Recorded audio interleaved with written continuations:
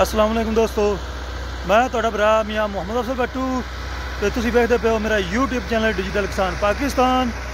ये वीडियो जनाब स्पैशली किसान autos and tractor parts Facebook page पर देखी जा सकती है। तो दोस्तों अज तुहाडे सामने जनाब 85 ते 60 कटर वाला रूटर है इसके पीछे। तो इत्थे जिहड़ी फसल हैगी सी उहदे बारे आगाही करने पुछने ड्राइवर तो भी पहले की बीजिया हुआ सी ते हुण की लगाते पे ने, किस वास्ते ज़मीन तैयार होंदी पई है, तो मज़ीद मालूमात लैने तो गपशप लाने जनाब। आओ चलिए ड्राइवर के कोल। तो दोस्तों ड्राइवर भाई ना गल करने 2 मिनट आवे थले तो पूरी मालूमात लैने जी। अस्सलाम वालेकुम भाईजान, की हाल ने? ठीक हो? तो मैंने ये दसो भी इत्थे पहले किहड़ी फसल हैगी सी? आलू हैगे सन। तो किहड़े आलू हैगे सन? पैप्सी। किन्नियां कु बोरियां निकलियां ने? 50 बोरी। तो रेट ठीक मिल गया या घाटे नाल? 4500 की बोरी बिकी है। तो हुण इत्थे आपां किस चीज़ की तैयारी करते पे हैं? मक्की नर मादी वो टाइम है उसका? अच्छा, अगले महीने लगनी है। ये हम तैयारी करते पे हैं। ये मैंने दसो भी इन किन्ने हल लगाए ने, किन्नियां डिस्कां लगाई ने, पूरी डिटेल दस्या है। डोर जड़ी है ना, डोर लाई है टिलर दी। अच्छा, डोर भोगड़ा दी। अच्छा, उसको डोर आई उठावा। अच्छा, तू जड़ा टिलर मार के मोड़ उठावा। अच्छा, तेन मतलब कंप्यूटर तो नहीं करावना? कंप्यूटर हुई है? पहले की है? मतलब आलू तो बाद आलू लगाने से पहले किया सी कंप्यूटर? हाँ, अच्छा, कंप्यूटर फेरा ने ते कंप्यूटर तो बाद डिस्क हल्ला सुहागा ते हुण रूटर फेरते पे जे। ये किन्ने को और मतलब मजीद आप करांगे तो जमीन तैयार हो जाएगी? डोर और लावांगे। अच्छा, रोटावाटर मारांगे, मोड़ के डोर ला दे तैयार। अच्छा, तो ये मैंने दसो भी डीजल का खर्चा कितना को आ जाएगा किले की तैयारी थे? तैयारी तो किले को खर्चा तो जी जरा 7 लीटर रोटावाटर दूध है। अच्छा, ते 3.5 लीटर टिलर तो दूध। 3.5 लीटर ते टोटल 1 किले का खर्चा कितना आ जा सीधा? टोटल एक खर्चा का 12 लीटर आ रहा।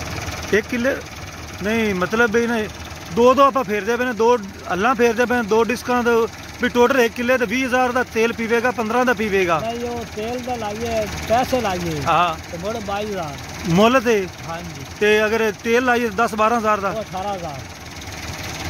18,000 का तेल पी जासी? हाँ जी। फी किले दे चोखा तो नहीं? अच्छा, ते मुल तो किवें फिरावांगे? मुल तो मेरा ख्याल 40,000 जा पैसे। हाँ, हाँ, 40 तो भी लग जासी। ये केड़े गियर च बांधे पे जे? पहले हाई च? पहले लोहे च?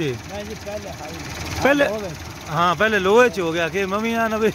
चलो ठीक है, फेरो का मेहरबानी तुहाडी, तुसां कीमती मालूमात दी सानू। दोस्तों 385 परफॉर्मेंस दान चेक करवाई है जी। ये 60 कटर वाला है? ये रूटर 60 कटर वाला है? 60 कटर वाला है।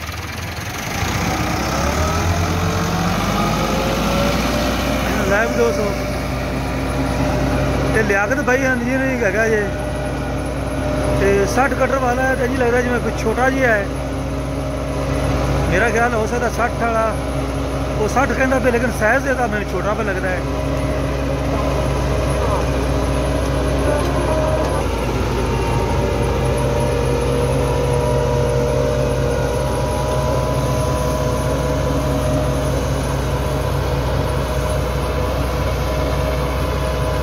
दोस्तों चेक कर सकते जे तुसी,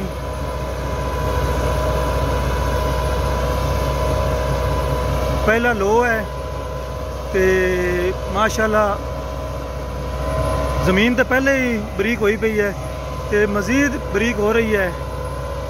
तो इत्थे लगेगी जनाब नर मादी मक्की।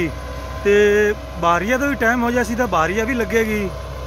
तो बाकी मैं अपने दोस्तों को दसदा चला, ये मक्की की जिहड़ी है बिजाई वो कहते पे 1 महीने तो बाद शुरू होगी।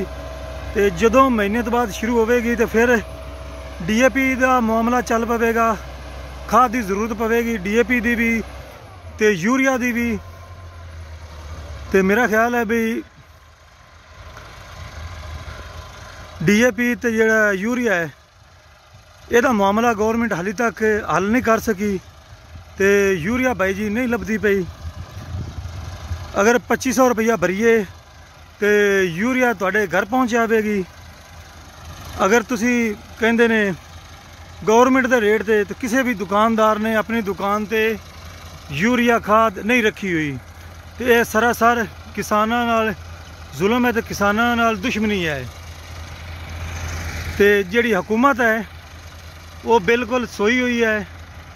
ਹੁਣ ਤੁਸੀਂ ਅੰਦਾਜ਼ਾ ਲਗਾਓ, ਇੱਕ ਰਕਸ਼ੇ ਵਾਲੇ ਨੂੰ ਵੀ ਪਤਾ ਹੈ ਅਗਰ ਉਹਨੂੰ ਕਹੀਏ ਵੀ ਸਾਨੂੰ ਯਾਰ 2500 ਦੇ ਹਿਸਾਬ ਨਾਲ ਪੈਸੇ ਲੈ ਤੇ ਸਾਨੂੰ ਲਿਆ ਕੇ ਦੇ ਚਾ, ਤਾਂ ਰਕਸ਼ੇ ਵਾਲਾ ਵੀ ਜਿੱਥੇ ਖਾਦ ਪਈ ਹੈ ਉੱਥੇ ਪੈਸੇ ਦੇ ਕੇ ਉਹ ਤੁਹਾਡੇ ਘਰ ਪਹੁੰਚਾ ਸਕਦਾ। ਤੇ ਇਹ ਹਕੂਮਤੀ ਨੁਮਾਇੰਦੇ ਜਿਹੜੇ ਹੈਗੇ ਨੇ ਜਾਂ ਇਹ ਮਹਿਕਮੇ ਵਾਲੇ ਉਹ ਕਿੱਥੇ ਸੋਏ ਹੋਏ ਨੇ?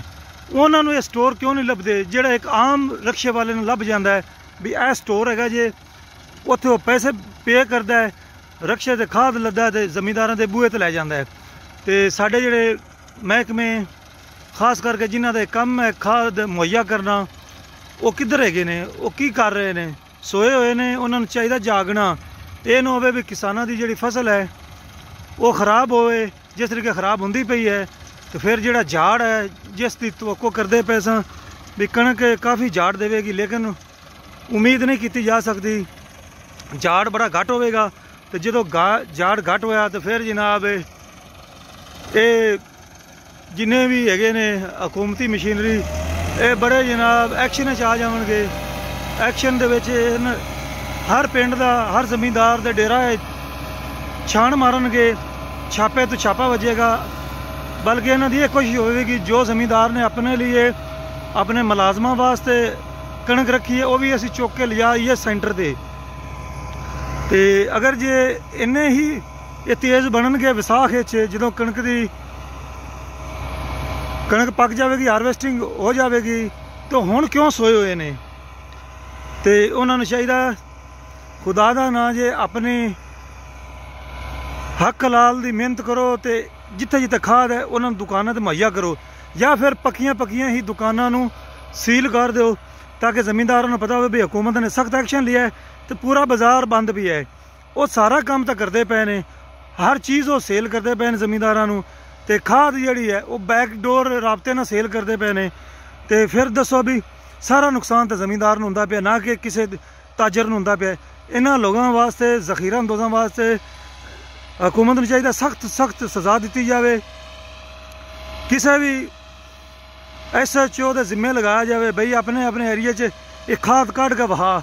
ਤੇ ਯਕੀਨ ਮੰਨੋ ਅਗਰ 24 ਘੰਟਿਆਂ ਦੇ ਵਿੱਚ ਖਾਦ ਨਾ ਪਈ ਹੋਵੇ ਸੜਕਾਂ ਤੇ ਤਾਂ ਮੈਂ ਜ਼ਿੰਮੇਵਾਰ ਹਾਂ।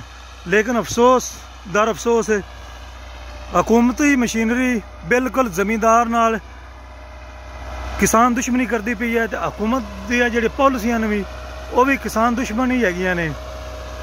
ਪਤਾ ਨਹੀਂ ਇਹ ਕਦੋਂ ਠੀਕ ਹੋਣਗੇ। ਤੇ ਮੇਰਾ ਖਿਆਲ ਵੀ ਉਦੋਂ ਠੀਕ ਹੋਣਗੇ ਜਦੋਂ ਇਹਨਾਂ ਨੂੰ ਪਤਾ ਲੱਗੇਗਾ ਵੀ ਟਾਰਗੇਟ ਜਿਹੜਾ ਗੰਦਮ ਦਾ ਉਹ ਪੂਰਾ ਨਹੀਂ ਹੁੰਦਾ ਪਿਆ। ਤੇ ਅਸੀਂ ਜਨਾਬ ਫਿਰ ਰੂਸ ਦੇ ਕਿਸਾਨਾਂ ਨੂੰ 3000 ਜਾਂ 3500 ਦੇਵਾਂਗੇ ਤੇ ਉਧਰੋਂ ਕਣਕ ਮੰਗਵਾਵਾਂਗੇ। ਤੇ ਆਪਣੇ ਜਿਹੜੇ ਕਿਸਾਨ ਹੈਗੇ ਨੇ ਇਹਨਾਂ ਦਾ ਫਿਰ ਅੱਲਾ ਹੀ ਹਾਫਿਜ਼ ਹੈ। ਆਏ ਰੋਜ਼ ਟਰੈਕਟਰਾਂ ਦੀਆਂ ਕੀਮਤਾਂ ਆਸਮਾਨ ਤੇ, ਖਾਦ ਸਪਰੇ ਆਸਮਾਨ ਤੇ, ਜ਼ਰਈ ਆਲਾਤ ਆਸਮਾਨ ਤੇ, ਹਰ ਚੀਜ਼ ਜ਼ਮੀਂਦਾਰਾਂ ਦੀ ਮਹਿੰਗੀ ਹੈ। ਲੇਕਿਨ ਜਦੋਂ ਜ਼ਮੀਂਦਾਰ ਦੀ ਵਾਰੀ ਆਉਂਦੀ ਹੈ ਉਹਨਾਂ ਦੀ ਫਸਲ ਹੋ ਜਾਂਦੀ ਹੈ ਤੇ ਸਾਡਾ ਰੇਟ ਲਗਾਉਂਦੇ ਨੇ ਜਨਾਬ ਤਾਜਰ। ਜਦੋਂ ਜ਼ਮੀਂਦਾਰ ਦੀ ਫਸਲ ਪੱਕ ਜਾਂਦੀ ਹੈ ਉਹਦਾ ਰੇਟ ਤਾਜਰ ਲਗਾਵਣ ਤੇ ਕਿਸਾਨ ਵਾਸਤੇ ਜਨਾਬ ਇਹ ਚੀਜ਼ਾਂ ਜੋ ਕਿਸਾਨ ਦੀ ਜ਼ਰੂਰਤ ਹੈਗੀਆਂ ਨੇ ਉਹ ਗਾਇਬ ਕਰ ਦਿੱਤੀਆਂ ਜਾਵਣ। ਇਹ ਜ਼ੁਲਮ ਬੰਦ ਹੋਣਾ ਚਾਹੀਦਾ ਹੈ ਤੇ ਸਾਰੇ ਕਿਸਾਨ ਭਾਈਆਂ ਨੂੰ ਇਕੱਠਾ ਹੋ ਕੇ ਇੱਕ ਵਾਰੀ ਇਸ ਵਿਸਾਖ ਵਿੱਚ ਕਮ ਸੇ ਕਮ ਫੈਸਲਾ ਕਰਨਾ ਚਾਹੀਦਾ ਹੈ। ਸਿਰਫ ਨਾ ਜਿਹੜੀ ਕਣਕ ਹੈਗੀ ਹੈ ਉਸ ਨੂੰ ਜਨਾਬ ਰੋਕੋ ਤਾਂ ਕਿ ਜਦੋਂ ਇਹ ਤੁਹਾਡੇ ਕੋਲ ਇਹ ਮਸ਼ੀਨਰੀ ਆਵੇ ਹਕੂਮਤੀ ਮਸ਼ੀਨਰੀ ਵੀ ਕਣਕ ਦਿਓ ਤੇ ਬਿਲਕੁਲ ਇਹਨਾਂ ਨੂੰ ਚਿੱਟਾ ਜਵਾਬ ਦਿਓ। ਆਖੋ ਭਾਈ ਜਿਸ ਤਰੀਕੇ ਸਾਨੂੰ ਤੁਸੀਂ ਲਾਈਨਾਂ 'ਚ ਲਗਾਇਆ ਹੈ ਖਾਦ ਵਾਸਤੇ ਬਿਲਕੁਲ ਅਸੀਂ ਤੁਹਾਨੂੰ ਕਣਕ ਨਹੀਂ ਵੇਚਣੀ। ਤੇ ਉਮੀਦ ਹੈ ਵੀ ਇਹ ਲੋਕ ਜਿਹੜੇ ਨੇ ਸਿੱਧੇ ਹੋ ਜਾਵਣਗੇ। ਲੇਕਿਨ ਹਕੂਮਤ ਬਿਲਕੁਲ ਸੋਈ ਹੋਈ ਹੈ ਤੇ ਜਿਤਨੇ ਵੀ साढ़े हैगे ने इलाके दे मुज़्ज़िज़ीन जेड़े MNMP होंदे ने पूरे पाकिस्तान दे, वो भी जाके आवाज़ नहीं उठाते।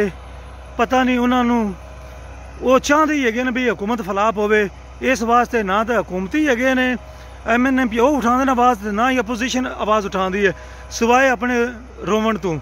अपने बारे जरूर रोंदे है भी साढ़े केस ख़त्म किए जावन, तो किसान के बारे कोई भी नहीं गल करता। तो हुण मैं अपने सारे दोस्तों तो लेना इजाज़त। तुहाडा भरा मियाँ मोहम्मद अफजल बट्टू। अल्लाह हाफिज़। पाकिस्तान जिंदाबाद।